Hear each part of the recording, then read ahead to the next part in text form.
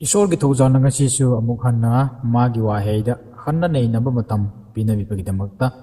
ꯏꯍꯥꯟ ꯍꯥꯟꯕꯗ ꯏꯁꯣꯔꯕꯨ ꯉꯝꯈꯩ ꯂꯩꯇꯅ ꯊꯥꯒꯠꯄ ꯐꯣꯡꯗꯣꯛꯆꯕꯅꯤ꯫ ꯃꯌꯥꯝ ꯉꯁꯤꯁꯦ ꯈ꯭ꯔꯤꯁꯃꯥꯁ ꯁꯤꯖꯟ ꯅꯛꯁꯤꯜꯂꯛꯄꯒ ꯂꯣꯏꯅꯅ ꯗ ꯄ꯭ꯔꯣꯃꯤꯁ ꯑꯣꯐ ꯈ꯭ꯔꯤꯁꯃꯥꯁ ꯍꯥꯏꯕ ꯑꯁꯤ ꯇꯣꯄꯤꯛ ꯑꯣꯏꯅ ꯌꯨꯁ ꯇꯧꯔꯦ ꯍꯥꯏꯔꯒ ꯉꯥꯏꯍꯥꯛꯇꯪ ꯍꯟꯅ ꯅꯩꯅꯃꯤꯟꯅꯁꯤ꯫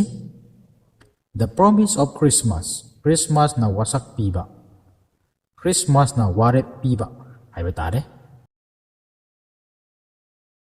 ꯇꯣꯄꯤꯛ ꯑꯁꯤꯗ ꯆꯪꯗ꯭ꯔꯤꯉꯩꯗ ꯑꯩꯈꯣꯏꯅ ꯇꯉꯥꯏ ꯐꯗꯅ ꯈꯪꯒꯗꯕ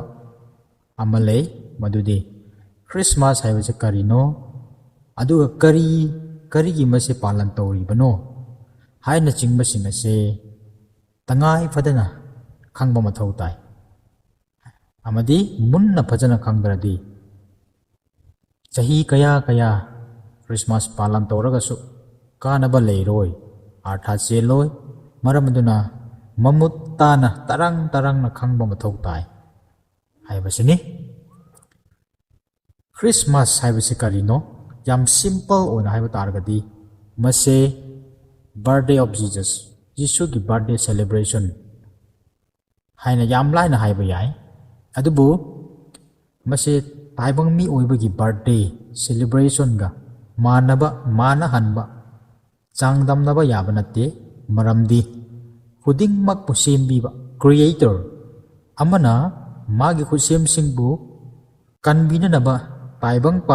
ꯇꯥꯏꯕꯪ ꯃꯤ ꯑꯣꯏꯅ ꯄꯣꯛꯂꯛꯄ ꯅꯨꯃꯤꯠ, ꯁꯥꯌꯣꯜꯂꯛꯄ ꯅꯨꯃꯤꯠ ꯑꯗꯨꯕꯨꯅꯤ ꯈ꯭ꯔꯤꯁꯃꯥꯁ ꯍꯥꯏꯕꯁꯦ꯫ ꯌꯦꯁ, ꯕꯥꯏꯕꯜꯗ ꯃꯁꯤ ꯑꯣꯕꯖꯥꯔꯕ ꯇꯧꯋꯣ ꯍꯥꯏꯅ ꯍꯥꯏꯕꯗꯤ ꯂꯩꯇꯦ, ꯌꯥꯎꯗꯦ꯫ ꯑꯗꯨꯒ ꯈ꯭ꯔꯤꯁꯃꯥꯁ ꯅꯨꯃꯤꯠꯁꯨ ꯑꯁꯤ ꯅꯨꯃꯤꯠꯇꯅꯤ ꯍꯥꯏꯅ ꯕꯥꯏꯕꯜꯅ ꯐꯣꯡꯗꯣꯛꯄꯤꯕ ꯀꯔꯤꯁꯨ ꯑꯩꯈꯣꯏꯅ ꯎꯕ ꯂꯩꯇꯦ, ꯌꯥꯎꯗꯦ꯫ ꯑꯗꯨꯕꯨ ꯕꯥꯔꯊꯗꯦ ꯑꯣꯕꯖꯥꯔꯕ ꯇꯧꯔꯒ ꯃꯇꯝꯗꯨꯒꯤ ꯃꯤꯁꯤꯡꯅꯁꯨ ꯕꯥꯔꯊꯗꯦ ꯑꯁꯤ ꯑꯣꯕꯖꯥꯔꯕ ꯇꯧꯔꯒ ꯂꯥꯛꯏ ꯍꯥꯏꯕꯃꯛꯇꯤ ꯕꯥꯏꯕꯜꯗ ꯃꯌꯦꯛ ꯁꯦꯡꯅ ꯑꯩꯈꯣꯏꯅ ꯎꯏ꯫ ꯀꯔꯤꯅ ꯄ꯭ꯔꯨꯐ ꯄꯤꯕꯒꯦ ꯍꯥꯏꯕꯗ ꯍꯦꯔꯣꯗꯒꯤ ꯕꯥꯔꯊꯗꯦꯗ ꯅꯠꯇ꯭ꯔꯣ ꯖꯣꯟ ꯗ ꯕꯞꯇꯤꯁ ꯍꯥꯠꯇꯣꯛꯄꯗꯣ, ꯃꯥꯒꯤ ꯃꯉꯛ ꯀꯛꯈꯤꯕꯗꯣ? ꯌꯦꯁ, ꯃꯗꯨꯃꯛꯅꯤ꯫ ꯃꯔꯝ ꯑꯗꯨꯅ ꯃꯤꯑꯣꯏꯕꯒꯤ ꯕꯥꯔꯊꯗꯦ ꯐꯥꯎꯕ ꯁꯦꯂꯦꯕ꯭ꯔꯦꯠ, ꯃꯤꯑꯣꯏꯕꯒꯤ ꯕꯥꯔꯊꯗꯦ ꯐꯥꯎꯕ ꯁꯦꯂꯦꯕ꯭ꯔꯦꯠ ꯇꯧꯅꯕ ꯑꯣꯏꯔꯗꯤ ꯏꯁꯣꯔꯕꯨ ꯃꯤ ꯑꯣꯏꯅ ꯄꯣꯛꯂꯛꯄ ꯅꯨꯃꯤꯠ, ꯁꯥꯌꯣꯜꯂꯛꯄ ꯅꯨꯃꯤꯠ ꯑꯁꯤꯕꯨ ꯋꯔꯗꯤ ꯇꯨ ꯁꯦꯂꯦꯕ꯭ꯔꯦꯠ ꯑꯣꯏꯌꯦ ꯍꯥꯏꯅ ꯈꯟꯕꯒꯤ ꯑꯣꯏꯒꯅꯤ ꯊꯥꯖꯩ꯫ ꯑꯗꯨꯒꯤ ꯃꯔꯝꯅ ꯉꯜꯂꯤꯉꯩ ꯃꯇꯝꯒꯤ ꯈ꯭ꯔꯤꯁꯇꯦꯟꯁꯤꯡ, ꯁꯦꯕꯣꯛꯁꯤꯡ, ꯌꯤꯁꯨꯒꯤ ꯇꯨꯡꯏꯟꯕꯁꯤꯡꯅ ꯅꯨꯃꯤꯠ ꯑꯗꯨ ꯑꯦꯛꯖꯦꯛꯃꯛ ꯈꯪꯗ꯭ꯔꯒꯁꯨ ꯅꯨꯃꯤꯠ ꯊꯥ ꯃꯇꯝ ꯀꯛꯅꯔꯛꯇꯨꯅ ꯑꯁꯨꯃꯥꯏꯅ ꯁꯦꯂꯦꯕ꯭ꯔꯦꯠ, ꯌꯤꯁꯨꯒꯤ ꯄꯣꯛꯄ ꯅꯨꯃꯤꯠ ꯑꯁꯤ ꯁꯦꯂꯦꯕ꯭ꯔꯦꯠ ꯐꯦꯁꯇꯤꯚꯦꯜ ꯑꯣꯏꯅ ꯁꯦꯂꯦꯕ꯭ꯔꯦꯠ ꯇꯧꯔꯛꯄꯅꯤ ꯍꯥꯏꯕꯁꯤ ꯑꯩꯈꯣꯏꯅ ꯎꯕ ꯐꯪꯉꯤ꯫ ꯃꯗꯨꯕꯨꯅꯤ ꯈ꯭ꯔꯤꯁꯃꯥꯁ ꯑꯩꯈꯣꯏꯅ ꯍꯥꯏꯅꯔꯤꯕꯁꯤ꯫ ꯑꯗꯨꯒ ꯀꯔꯤꯒꯤ ꯁꯦꯂꯦꯕ꯭ꯔꯦꯠ ꯇꯧꯕꯅꯣ ꯍꯥꯏꯕꯒꯤ ꯃꯇꯥꯡꯗꯣ ꯑꯗꯨꯅꯤ꯫ ꯐꯔꯦ, ꯗ ꯄ꯭ꯔꯣꯃꯤꯁ ꯑꯣꯐ ꯈ꯭ꯔꯤꯁꯃꯥꯁ ꯃꯁꯤ ꯇꯣꯄꯤꯛꯅꯤ꯫ The promise of Christmas,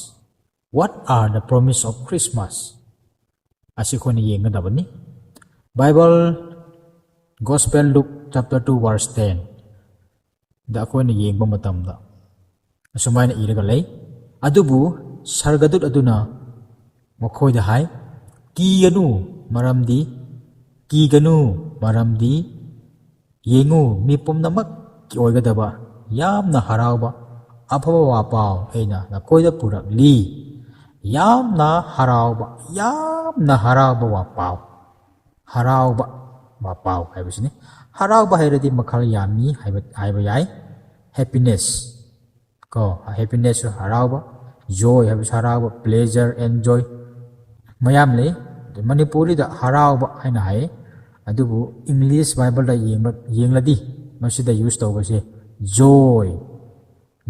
the ward joy use ꯇꯧꯋꯦ ꯍꯥꯏꯕꯁꯤ ꯃꯌꯦꯛ ꯁꯦꯡꯅ ꯑꯩꯈꯣꯏꯅ ꯎꯏ꯫ ꯀꯔꯤꯒꯤ ꯖꯣꯏ ꯍꯥꯏꯈꯤꯕꯅꯣ? ꯀꯔꯤꯒꯤꯗꯃꯛꯇ ꯍꯦꯄꯤꯅꯦꯁ ꯍꯥꯏꯗꯕꯤꯗ ꯖꯣꯏ ꯍꯥꯏꯈꯤꯕꯅೋ? ꯃꯔꯝꯗꯤ ꯍꯦꯄꯤꯅꯦꯁꯒ ꯖꯣꯏ ꯑꯁꯤ ꯈꯦꯠꯅꯕ ꯂꯩ꯫ ꯍꯦꯄꯤꯅꯦꯁ ꯍꯥꯏꯔꯗꯤ ꯖꯁ ꯐꯣꯔ ꯑ ꯃꯣꯃꯦꯟ, ꯏꯚꯦꯟꯁ ꯍꯥꯏꯕ ꯌꯥꯏ, ꯑꯣꯔ ꯏꯟꯁꯤꯗꯦꯟꯁ꯫ ꯑꯦꯛꯖꯥꯝꯄꯜꯗ, ꯈꯨꯗꯝ ꯑꯣꯏꯅ ꯍꯦꯄꯤꯅꯦꯁ ꯑꯁꯤ ꯀꯔꯤꯅꯣ ꯍꯥꯏꯕ ꯈꯪꯅꯅꯕꯒꯤꯗꯃꯛꯇ ꯁꯤꯝꯄꯜ ꯑꯦꯛꯖꯥꯝꯄꯜ ꯍꯥꯏꯌꯣ ꯍꯥꯏꯕ ꯇꯥꯔꯒꯗꯤ, ꯅꯍꯥꯛꯅ ꯂꯛꯀꯤ ꯗ꯭ꯔꯣ ꯏꯜꯂꯦ, ꯂꯛꯀꯤ ꯗ꯭ꯔꯣ ꯐꯥꯔꯁ ꯗ꯭ꯔꯣꯗꯔ ꯁꯦꯀꯦꯟ ꯗ꯭ꯔꯣꯗꯔ ꯁꯦꯟ ꯈꯤꯇꯪ ꯊꯥꯗꯔꯒ ꯐꯥꯔꯁ ꯗ꯭ꯔꯣ ꯑꯣꯔ ꯁꯦꯀꯦꯟ ꯗ꯭ꯔꯣ ꯈꯪꯗꯦ, ꯅꯪꯅ ꯒꯥꯔꯤ ꯑꯃ ꯐꯪꯕ ꯀꯥꯔ ꯑꯃ ꯐꯪꯕ ꯑꯗꯨꯒꯤ ꯍꯔꯥꯎꯕ ꯃꯗꯨ ꯐꯪꯕꯒꯤ ꯍꯔꯥꯎꯕ ꯑꯗꯨꯕꯨꯅꯤ ꯑꯗꯨꯕు ꯃꯗꯨꯒꯤ ꯍꯔꯥꯎꯕꯗꯨ ꯃꯇꯝ ꯈꯔ ꯂꯩꯔꯒ ꯑꯃꯨꯛ ꯃꯥꯡꯂꯛꯄ ꯑꯗꯨꯒꯨꯝꯂꯕ ꯍꯔꯥꯎꯕ ꯑꯗꯨꯅꯤ ꯁꯤꯗ happiness just for a moment or a month ꯑꯗꯨꯕు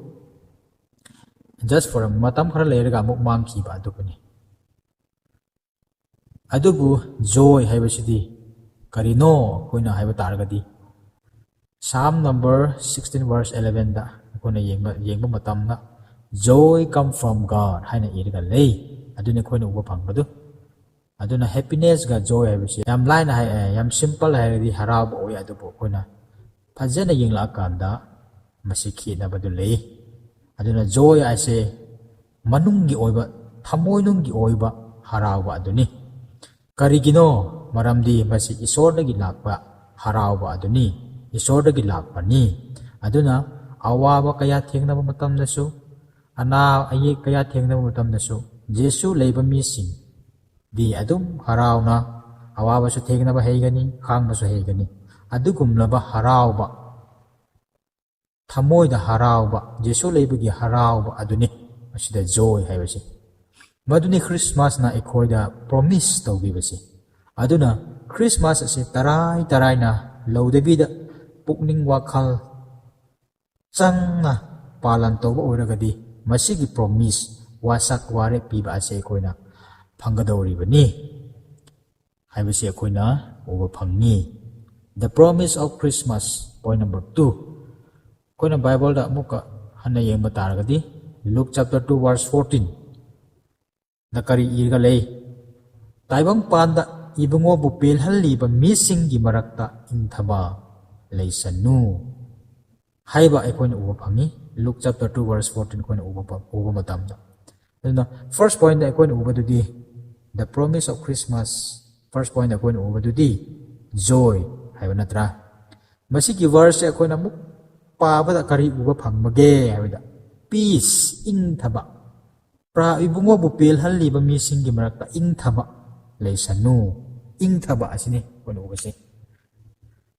peace santi joy khakta nataduna santi su Christmas di promise ni aduna masigi santi ase country ga country lansok naraba matungda santi leinarakpa aduna te aduga taibangpan gi oiba taibangpan gi potsak taibangpan gi mani mukta na piba ngamba santi du sunate adubu mase top topa thamoinunggi oiba harauba natraga ingthaba santi peace adune ani suba point Christmas gi promise do masigi point ani se taibang misingda sungsoi soidana pibigani haina Christmas asina promise ekoya tawbiba adune aduna masigi promise Christmas asigi promise joy amasung peace masigi promise ani ase matau karamna phangadage hairadi koina Bible da muk yengmina si Luke chapter 2 verse 11 da muk yengsi maduda dayut ki saharda nakhoi gi damakta kanbiba mapupu le haina iba uba phangni yes prabudi koina poklaktriŋeida taibang mi oina poklaktriŋeida taibangda poklamlaga hujikti sargada mapagi sibadagi hingaleraga sargada mapagi manakta wahelaga leirabani aduna Bethlehem da amuk hanna masu pokla aroi adubu hujikti magi bapok numit ase palan tawbaga loinana ikhogi thamoi gi sangon manger haitare asida prabu ase akoina mafom pire haraga mabu pukhanba mathau tai madugi mapana aikoina Christmas gi promise natraga offer joy amasung peace ase aikoina phangba ngamgadawribani haibase masigi telaba mikupasida ina haidok janingba aduni takraba kodingba ki mathakta isona borpi nohona na borpi na biboisanu Christmas ase fajana prathana ga loina thorang tawre haraga meaningfully celebrate tawranaba isa gi leipamda sem sarga ngaiminasi haibase aroibada